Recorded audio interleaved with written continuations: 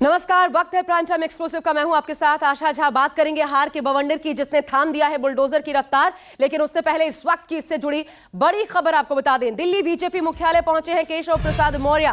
JP Nadda से मिलने पहुंचे हैं केशव प्रसाद मौर्य। और बड़ी बात यह कि हार पर दिए उनके बयान के बाद यह पहली मुलाकात तो होगी जब जेपी नड्डा से मुलाकात करने पहुंच रहे हैं केशव प्रसाद मौर्य। और इस मुलाकात के मायने तलाशे जा रहे हैं कि आखिर मुलाकात की वजह क्या है, किन मसलों को लेकर के पहुंचे हैं। क्या ये जो सियासी हार लोकसभा के चुनाव में मिली है, ये कहीं ना कहीं योगी आदित्यनाथ के इर्द गिर्द उस लकीर को खींचने की कोशिश के तहत मुलाकात तो होगी। कुमार गौरव मेरे साथ, मेरे सहयोगी इस खबर पर ज्यादा जानकारी के साथ जुड़ रहे हैं। सीधा रुख करते हैं। कुमार, मुलाकात का एजेंडा क्या है, कुछ साफ हो पा रहा है? वजह क्या है और क्या अब तक बातचीत हुई?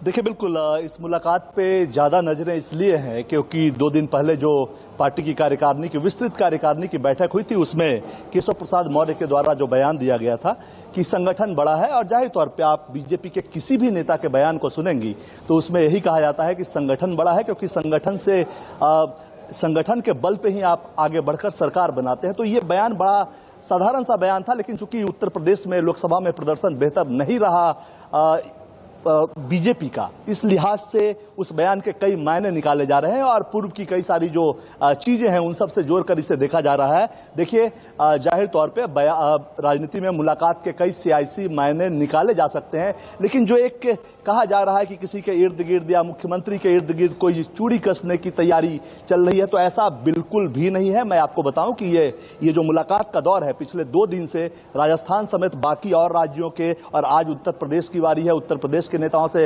अभी केशव प्रसाद मौर्य मिल रहे हैं। हो सकता है कि देर रात तक प्रदेश अध्यक्ष भी आकर जेपी नड्डा से मिले। कल फिर और बाकी राज्य के नेताओं से मिलेंगे। तो लोकसभा चुनाव में जिन राज्यों में थोड़ा नुकसान हुआ है उसे लेकर जेपी नड्डा चर्चा कर रहे हैं तमाम राज्य के नेताओं को बुलाकर। लेकिन हाँ, केशव प्रसाद मौर्य का जो बयान था, उसके बाद इस बयान पर लोगों की नजर ज्यादा है। जाहिर सी बात है कि सवाल कई तरह के उठने लगे हैं उत्तर प्रदेश की हार के बाद। लेकिन देखिए, जैसे कई तरह के योगी आदित्यनाथ के बयान को भी आप देखेंगे कि ओवर कॉन्फिडेंस ने की वजह से हमें नुकसान हुआ। और यहाँ पे सीधे तौर पे जो डिप्टी सीएम है, उन्होंने कहा कि संगठन बड़ा होता है, सरकार बड़ा नहीं होता है, संगठन बड़ा होता है और कार्यकर्ताओं की जो पीड़ा है वही मेरी भी पीड़ा है। तो जाहिर तौर पे संगठन को चुस्त दुरुस्त करने की जरूरत है। जब आप एक राज्य में 61-62 सीट पे होते हैं, वहां से खिसक कर 33-32 सीट पे पहुंच जाते हैं, तो ऐसे में जरूर दिखता है कि कहीं ना कहीं कमी रही है। और एक जो कॉमन भावना है वो ये रही कि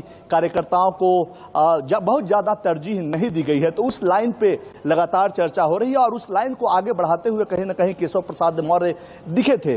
तो ये चर्चा अभी हो रही है। हालांकि कोई बड़ा फैसला या इस तरह की जो बातें हैं, बिल्कुल ये एक सामान्य सी चर्चा है जो बाकी राज्यों के साथ भी जेपी नड्डा कर रहे हैं। बाकी राज्यों का कहने का मेरा मतलब यह है कि जिन राज्यों में बहुत ज्यादा नुकसान लोकसभा चुनाव में हुआ है, उन सभी राज्य के प्रमुख नेताओं के साथ अलग अलग जेपी नड्डा बैठक कर रहे हैं। ये उसी तो प्रमुख नेताओं में तो कुमार फिर योगी आदित्यनाथ को पहुंचना चाहिए था। चूंकि मीडिया में कई तरह यूपी के लिहाज से तो या तो मोदी के नाम पर वोट पड़ा या फिर योगी के नाम पर वोट पड़ा। तो उस लिहाज से देखा जाए तो केशव प्रसाद मौर्य की जगह तो योगी आदित्यनाथ होते।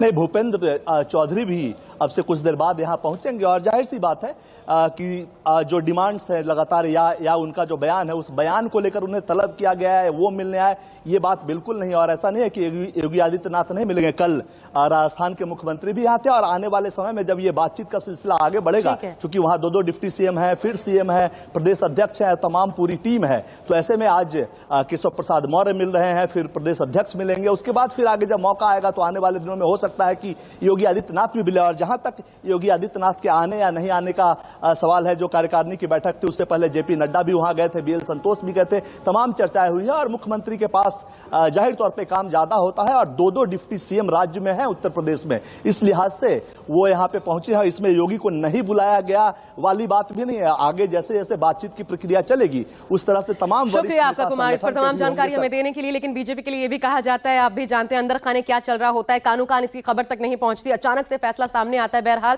ऐसा कुछ नहीं होगा, ऐसा ही अब तक लग रहा है। लेकिन सवाल जरूर खड़े हो गए हार के बाद और खासकर मुख्यमंत्री की कार्यशैली को लेकर।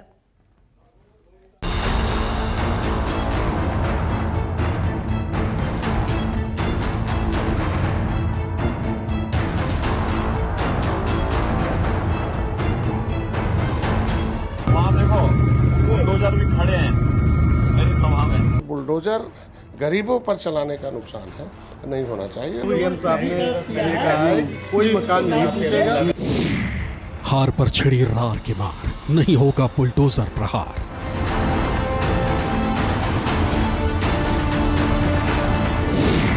जिसकी बाबा देते थे दुहाई, अब उसकी ही शामत आई।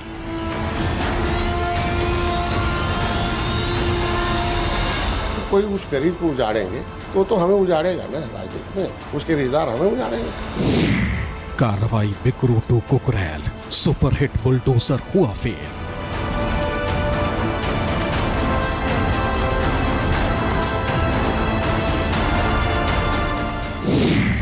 वोट के आगे बाबा हुए पस्त, अवैध निर्माण नहीं होंगे ध्वस्त।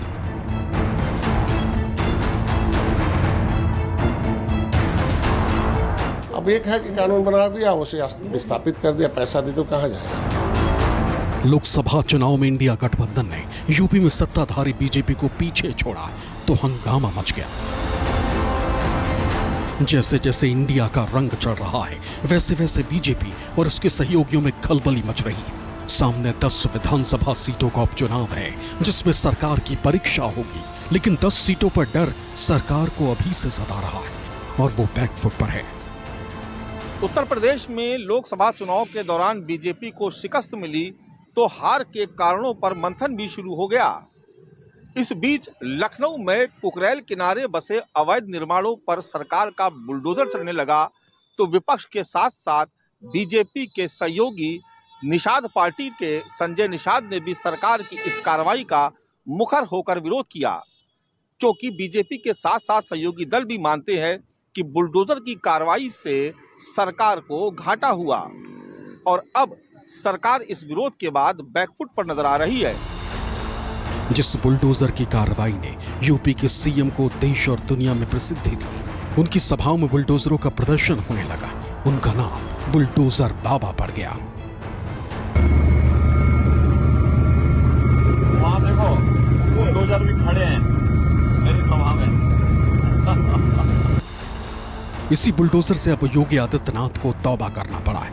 हालांकि पहले सीएम योगी आदित्यनाथ कहते रहते थे कि बुलडोजर नहीं रुकेगा। देखो, मैं धन्यवाद दूंगा कि मेरे आने के पहले आपने यूपी से बुलडोजर मंगा दिया और ये माफिया और आतंकवादियों का सबसे अच्छा उपचार है। बुलडोजर की कार्रवाई का विरोध राजधानी लखनऊ में ही नहीं हुआ। इससे पहले बनारस में काशी विश्वनाथ कॉरिडोर बनाने के लिए घरों, दुकानों और मंदिरों को ध्वस्त किया गया। तब भी सवाल उठे थे। अयोध्या को सुंदर बनाने के नाम पर घरों और दुकानों पर बुलडोजर चले, तब भी विरोध हुआ। लेकिन तब यह मुद्दा इसलिए नहीं बन पाया क्योंकि सरकार चुनाव पर चुनाव जीत रही थी। लोकसभा चुनाव के दौरान अयोध्या लोकसभा सीट हारने के जो कारण थे, उसमें से एक प्रमुख कारण बुलडोजर की कार्रवाई को माना गया। वहां बसे लोगों का कहना है कि उनके घरों को बगैर किसी उचित व्यवस्था के तोड़ा गया, दुकानों को ध्वस्त किया गया और लोगों के सामने रोजी रोटी का संकट खड़ा हो गया।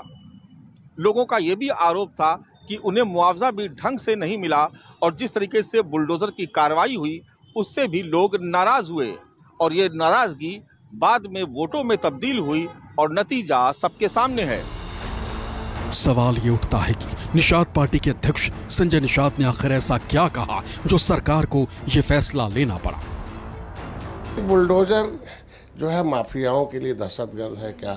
ऐसा कोई बड़ा मतलब हमें रोड बनाना है, लेकिन कोई गरीब महिला 90 साल से है, 100 साल से है और वो उसके पास कागज नहीं है और कुछ लोग उसको आपत्ति है और उसको बुलडोजर चला दे जाते हैं, तो जब कोई उस गरीब को उजाड़ेंगे तो हमें उजाड़ेगा ना राजनीति में, उसके रिश्तेदार हमें उजाड़ेंगे। तो बुलडोजर गरीबों पर चलाने का नुकसान है, नहीं होना चाहिए। कोई विकास तो होना चाहिए, लेकिन कोई 100 साल से है तो उसे पहले हम स्थापित कर लें, फिर उसे भी स्थापित करें।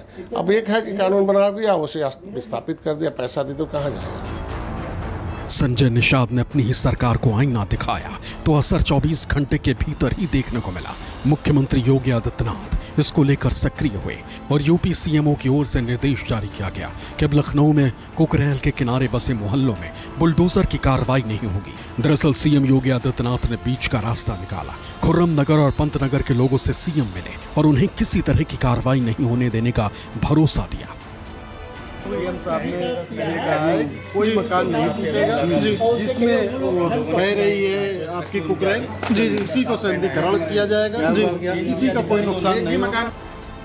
यूपी में बुलडोजर की कार्रवाई की कहानी पुरानी है। इसको लेकर सरकार पर सवाल उठते रहे। पूर्व सीएम और समाजवादी पार्टी के अध्यक्ष अखिलेश यादव ने बार बार बुलडोजर की कार्रवाई पर सवाल उठाया। ये जो बुलडोजर वाली सरकार है, ये बुलडोजर वाली सरकार सबसे बड़ी भूमाफिया सरकार है, सबसे बड़ी भूमाफिया सरकार है। अभी ऑर्डर चल रहा है बुलडोजर से कि 2 मंजिली घर गिराओ। अभी ऑर्डर जो चलता है वो गरीबों के घर के गिराने का है। अब जब सरकार ने बुलडोजर कार्रवाई रोक दी है तो विपक्षी दलों ने सवाल उठाना शुरू कर दिया है।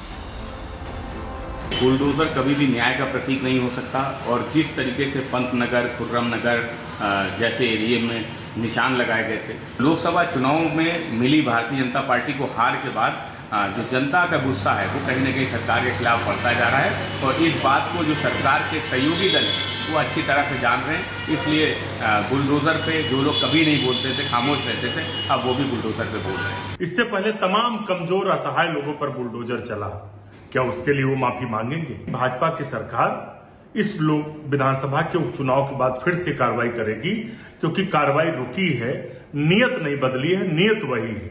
नियत है कमजोर लोगों पर अत्याचार करना। पंतनगर में जो कार्रवाइयां रुकी है बुलडोजर की, वो जनता की जीत है, सरकार की हार है, उनके अहंकार की हार है। साफ है कि यूपी सरकार बैकफुट पर है, उसे आने वाले दिनों का डर सता रहा है, इसलिए बुलडोजर की कार्रवाई को रोक दिया गया है। लेकिन सवाल ये भी है कि उन लोगों का क्या होगा जिनके मकानों को ढहा दिया गया। तो यूपी में बुलडोजर चर्चा में रहा है, जमीन पर भी और सियासत में भी। सीएम योगी आदित्यनाथ तो बुलडोजर बाबा कहलाए जाने लगे। यूपी में बुलडोजर जैसे पैमाना बन गया, जब कहीं कोई गड़बड़ी होती बुलडोजर कार्रवाई की बात शुरू हो जाती। लेकिन अब मजबूरी में ही सही सरकार को कार्रवाई रोकनी पड़ी है, तो सवाल भी उठने शुरू हो गए। आइए आपको दिखाते हैं बुलडोजर कार्रवाई रोकने की असल वजह दरअसल है क्या, वो कौन सी वजह है जिसके बाद आनन फानन में मुख्यमंत्री का यह फैसला सामने आया। सरकार को जनाधार खोने का अब डर सता रहा है। इसके अलावा देखिए, बड़ी वजह इसके पीछे लोकसभा चुनाव के नतीजे भी रहे जिन्होंने सरकार को मजबूर कर दिया ऐसा फैसला लेने पे, और वो भी खासकर तब जब सहयोगी दल खुद सवाल उठाने लगे और सहयोगी दलों के दबाव में सरकार आ गई है। दरअसल सवाल तो पहले भी कई मुद्दों पर सरकार पर उठे, लेकिन कभी इन सवालों से सरकार बैकफुट पर नजर नहीं आई। लेकिन इस बार हालात अलग हैं। इस बार लोकसभा चुनाव के नतीजों से पूरी सरकार हलकान है। सीएम खुद निशाने पर है, और ऐसा इसलिए भी क्योंकि बुलडोजर की कार्रवाई योगी सरकार के रीति नीति के तौर पर प्रचलित हुई और बुलडोजर योगी आदित्यनाथ की पहचान बन गया, सिग्नेचर स्टाइल बन गया। शुरुआत में तो बुलडोजर माफियाओं के अड्डे पर बुलडोजर चला और जिसकी जमकर प्रशंसा हुई, पता नहीं चला लेकिन कब ये बुलडोजर क्रूर हो गया। इस क्रूरता की जद में जब आम लोग पिसे तो सरकार को लोकसभा में नुकसान का एक बड़ा कारण इसे भी बताया जाने लगा। जाहिर है नुकसान की भरपाई के लिए बुलडोजर पर लगाम लगा दी गई है, लेकिन जिस मकसद के साथ यूपी में बुलडोजर की कार्रवाई की शुरुआत की गई थी, क्या उससे यूपी में हालात सुधरे? जो दिखा वो हम आपको दिखाते हैं। देखिए क्या हुआ। दरअसल बुलडोजर कब शुरू हुआ? माफिया में सरकार का डर जब शुरू हुआ तो समा गया। इसके अलावा अपराधियों की बात की जाए तो अपराधियों में भय का माहौल बनाने में बुलडोजर यकीनन कामयाब रहा। साथ ही एक बड़ी बात यह भी देखने को मिली कि समाज विरोधी गतिविधियों पर इसके माध्यम से लगाम लगी कुछ हद तक। लेकिन हुआ क्या? सरकार ने कार्रवाई में पक्षपात किया, ये आरोप लगे। यूपी में बुलडोजर की एंट्री दरअसल तब हुई थी, याद कीजिए, जब कानपुर में बिकरू कांड के बाद कुख्यात गैंगस्टर विकास दुबे और उसके गैंग के लोगों ने 8 पुलिसकर्मियों की हत्या कर दी थी। तब प्रशासन ने सबसे पहले विकास दुबे के घर पर ही बुलडोजर चलवाया था। लेकिन इसके बाद तो ये बुलडोजर माफिया गुंडों और भू माफियाओं के लिए बुरे सपने जैसा बन गया। लेकिन यूपी की जिस सियासी जमीन पर बुलडोजर चला वो सियासत से भला कैसे बचता? बीतते वक्त के साथ बुलडोजर पर भी आरोप लगे। एक ही जैसे मामलों में धर्म देखकर कहीं बुलडोजर चलता है और कहीं नहीं चलता। समस्या दरअसल यहीं से शुरू हुई। लेकिन इन आरोपों के साथ एक और सवाल उठ खड़ा हुआ कि क्या बुलडोजर कार्रवाई से अपनों को खुश कर रही थी सरकार? ये आरोप किस प्रकार के लगे सामने आए सरकार पर, वो भी हम आपको दिखाते हैं। आखिर क्यों योगी सरकार पर इस प्रकार का दाग लगा। सब माफियाओं के खिलाफ समान रूप से कार्रवाई नहीं करना, ऐसे कई मामलों में यह देखने को मिला। चंद लोगों के खिलाफ ही बुलडोजर की कार्रवाई करना, यह भी आरोप लगा। पक्षपात का इसी तरीके से आरोप लगा और विपक्ष शुरू से ही दरअसल सरकार की कार्रवाई पर सवाल उठाता रहा है। यूपी से निकले बुलडोजर फॉर्मूले का असर देश भर में हालांकि देखने को मिला। फैसला ऑन द स्पॉट की तर्ज पर आरोपियों की संपत्तियों पर बुलडोजर चला, लेकिन इस तरह की कार्रवाई के बाद सवाल उठे कि क्या एक व्यक्ति की गलती की सजा पूरे परिवार को देना सही है। हालांकि अब बुलडोजर की कार्रवाई थम गई है, लेकिन एक समय ऐसा था जब बुलडोजर चलना शुरू हुआ था तो कार्रवाई की चारों ओर चर्चाएं हुआ करती थीं। दिखाते हैं आपको वो भी। कानपुर में गैंगस्टर विकास दुबे ने जब यूपी पुलिस पर सबसे बड़ा हमला किया और 8 पुलिस वालों की हत्या कर दी, तो यूपी सरकार की ओर से भी सबसे बड़ी कार्रवाई करते हुए विकास दुबे को मार गिराया। साथ ही बुलडोजर से विकास दुबे के घर और संपत्तियों को जमींदोज कर दिया गया। बिकरू कांड में गैंगस्टर विकास दुबे के खिलाफ जो बुलडोजर की कार्रवाई सरकार ने शुरू की, वो कार्रवाई अभी भी तमाम अपराधियों और माफियाओं के खिलाफ जारी है। गैंगस्टर विकास दुबे के घर पर बुलडोजर चलाए जाने के बाद उत्तर प्रदेश में बुलडोजर मॉडल को बहुत पसंद किया गया। बुलडोजर की ये कार्रवाई उन तमाम अपराधियों और माफियाओं के खिलाफ हुई जिन्होंने अपराध के जरिए अकुत संपत्ति जमा की थी। इन संपत्तियों को न केवल सरकार ने जब्त किया, बल्कि अवैध कमाई से बनाए हुए अवैध निर्माणों को भी सरकार ने लगातार ध्वस्त किया। अगर सरकार के आंकड़ों पर ही गौर करें तो साल 2023 तक उत्तर प्रदेश सरकार 3500 से ज्यादा कार्रवाई कर चुकी है। माफिया डॉन अतीक अहमद और मुख्तार अंसारी के खिलाफ भी यूपी में बड़े पैमाने पर बुलडोजर एक्शन हुआ, जिसमें अतीक अहमद के कब्जे की 750 करोड़ रुपए से ज्यादा की संपत्ति पर बुलडोजर चला, जबकि मुख्तार अंसारी के कब्जे वाली 285 करोड़ से ज्यादा की संपत्ति को बुलडोजर चलाकर मुक्त कराया गया। हाल में यूपी सरकार के पूर्व मंत्री रहे आजम खान के हमसफर रिजॉर्ट पर बुलडोजर चला तो भी चर्चा शुरू हुई। बताया गया कि रिजॉर्ट को ग्राम समाज की जमीन पर कब्जा करके बनाया गया है। कार्रवाई से पहले आजम खान के परिवार को नोटिस जारी किया गया था, जिसके खिलाफ आजम खान का परिवार कोर्ट गया था। यूपी में बुलडोजर की कार्रवाई को लेकर सवाल उठते रहे। कहा जाता रहा है कि सरकार नियम कानून को ताक पर रखकर कार्रवाई कर रही है, लेकिन सरकार ने बुलडोजर चलाने के लिए 3 मानदंड तैयार किए थे। अपराध से अर्जित संपत्ति पर चलता है बुलडोजर, जिसके खिलाफ गैंगस्टर एक्ट के तहत मामला दर्ज है, उस पर गैंगस्टर एक्ट की धारा 14(1) के तहत कार्रवाई की जाती है। इसमें आरोपी के ऊपर दर्ज मामलों के बाद बनाई गई संपत्ति को अपराध से अर्जित की हुई माना जाता है, उसे ही जब्त किया जाता है। सरकारी जमीन पर कब्जा करके किया गया निर्माण, ऐसी जमीन को खाली कराने के लिए ध्वस्तीकरण की कार्रवाई की जाती है। इसे प्रशासन की ओर से चिन्हित किया जाता है। इसके बाद बुलडोजर की कार्रवाई होती है। और तीसरा, उन भवनों पर बुलडोजर चलता है जिन्हें स्थानीय विकास प्राधिकरण या फिर नगर निगम की ओर से बिना नक्शा पास कराए बनाया जाता है। सरकार इस पैमाने के मुताबिक अब तक कार्रवाई कर रही थी, लेकिन अब कार्रवाई पर ब्रेक लगा है। इसको लेकर जानकारों की अपनी राय है। उत्तर प्रदेश की योगी सरकार थोड़ा नरम हो रही है। दरअसल एक तरीके से ये बदलाव है। एक सरकार जो बहुत ताकतवर रही है 2017 से और 24 में जिस तरीके से लोकसभा का रिजल्ट आया है, ये उसका असर माना जा रहा है। जनता खुश है, लेकिन लोग ये भी मान रहे हैं कि अगर चुनाव में फिर बीजेपी ज्यादा सीटें पाई होती तो शायद इस तरह की कार्रवाई न रुकती और बुलडोजर की कार्रवाई हो ही जाती, क्योंकि सरकार ने इसके पहले कभी भी बुलडोजर की कार्रवाई अगर तय कर लिया तो बुलडोज कर ही दिया, उसमें रुके नहीं। और ये समस्या गांव तक पहुंच चुकी है, तो शायद अब इस पे एक लोगों को राहत मिलने की संभावना दिखाई दे रही है। साफ है, सरकार भले ही अपनी कार्रवाई को जायज ठहराए और उन्हें नियम कानूनों के दायरे में बताए, लेकिन जब उस पर आती है तो चीजें बदल जाती हैं। यूपी में बुलडोजर की कार्रवाई को लेकर कुछ ऐसा ही देखने को मिल रहा है। लखनऊ से मानस के साथ ब्यूरो रिपोर्ट, न्यूज़ 24। जाहिर है योगी आदित्यनाथ ऐसी किसी चर्चा को लंबा नहीं खींचना चाहेंगे जो उनके खिलाफ जाए। नतीजा, सहयोगियों के सवाल उठाते ही बुलडोजर पर ब्रेक लग गया, लेकिन ऐसा लगता है कि नुकसान हो चुका है। लेकिन कितना, इसकी सुनवाई दिल्ली दरबार में शुरू हो चुकी है। पहले केशव प्रसाद मौर्य यूपी के तमाम मंत्रियों, विधायकों, नेताओं से मिल रहे थे, अब दिल्ली दौरे पर हैं। सवाल ये कि क्या यूपी में कुछ होने वाला है बड़ा? हम आपको दिखाते हैं ये सवाल आखिर क्यों उठ रहे हैं और किस तरीके से शुरू किए गए हैं। देखिए, चुनाव के बाद से ही यूपी में परिवर्तन को लेकर चर्चाएं जोर पकड़ रही थी। इसका नतीजा ये रहा, कार्य समिति की बैठक हुई। एक बार फिर कार्य समिति की बैठक में जो हुआ, उसके बाद अब केशव प्रसाद मौर्य का ये दौरा अहम हो जाता है। बीजेपी केंद्रीय नेतृत्व से केशव प्रसाद मौर्य मुलाकात कर रहे हैं, जेपी नड्डा से भी मिलने पहुंचे हुए हैं। और आपको बता दें, केशव प्रसाद मौर्य यूपी में लगातार माहौल बनाने में भी लगे हैं। इसी तरीके से उनके स्टेप्स को देखा जा रहा है। दरअसल केशव प्रसाद मौर्य और योगी आदित्यनाथ की दावत जगजाहिर है, आज नहीं तो कल इसका नुकसान होता।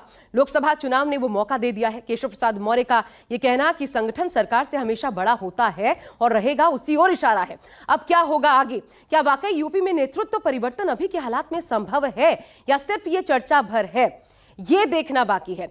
अब बीजेपी के लिए यूपी इतना अहम क्यों बन गया है, वो भी हम आपको दिखाते हैं। देखिए, लोकसभा चुनाव में पार्टी का उम्मीद के मुताबिक प्रदर्शन नहीं करना एक बड़ी वजह। इसके अलावा कांग्रेस और समाजवादी पार्टी के गठबंधन से जो स्थितियां पैदा हुई हैं, उसको संभालना अब एक बड़े जिम्मे के रूप में सामने आया है। साथ ही यूपी में खासकर जो खोया हुआ जनाधार है, उसे पाने की कोशिश होगी, क्योंकि यूपी सबसे बड़ा राज्य है, ये आप जानते हैं। 80 लोकसभा की सबसे ज्यादा सीटें आती हैं इसी राज्य से। यूपी में उम्मीद के मुताबिक अब परिणाम मिलते तो भाजपा केंद्र में अपने दम पर सरकार बनाने में कामयाब भी हो जाती, लेकिन दिल्ली दरबार का सीधा रास्ता यूपी ने रोक दिया।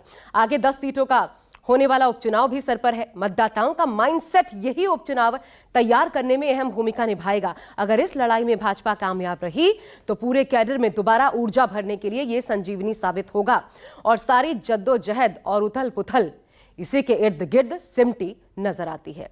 फिलहाल एक छोटा सा ब्रेक ले रहे हैं, आप बने रहिए न्यूज़ 24 के साथ।